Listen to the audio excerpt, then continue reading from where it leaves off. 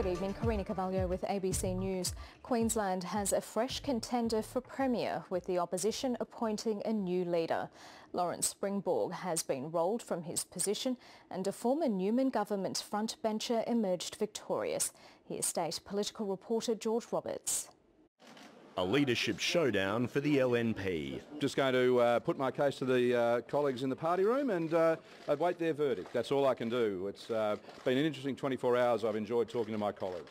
A telling sign, Tim Mander arrived unaccompanied. Well, I'll do all my talking in there. We'll soon find out. His support didn't go far. Less than 1 hour behind closed doors, a result emerged. The new leader of the LNP in Queensland is Tim Nicholls. He won the vote 22-19. It took 2 ballots for the leadership. You're actually voting against friends or for friends and all that sort of thing. Tim Mander's vote split between Tim Nicholls and Lawrence Springborg. The founder of the party unceremoniously discarded, just what his old party foe wanted. We elected a leadership team to negotiate with the crossbenchers about forming a minority government. That clearly didn't happen. With a new leader, Deb Frecklington stood for deputy, unopposed. The victorious pair buoyed by their new positions. Haven't had a gathering like this for some 15 months. It's very kind of you all come out. Thank you so much. Tim Nicholls points to his past as a strength. We bring together a mix of energy and experience. I, of course, have had experience as a Treasurer of the State. It's that experience that got key crossbenchers concerned. Obviously, it's going to be different. We have to work that out because under the Newman government, Tim Nicholls was the Treasurer. We found it very difficult to work with him at the time. That everyone knows that Tim was Campbell Newman's right-hand man.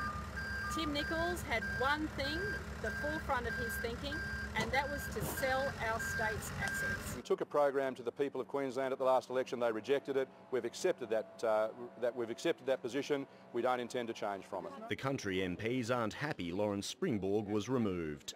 I guess, there might be some subliminal message in body language, but we'll be doing the same thing as what we always do every week in Parliament. It's rural representation they're concerned about, but Mr Nicholls' deputy has that covered. I grew up on a beef cattle place. My husband and I farmed wheat and sorghum and basically summer crops, chickpeas, mung beans. Cultivating a new culture.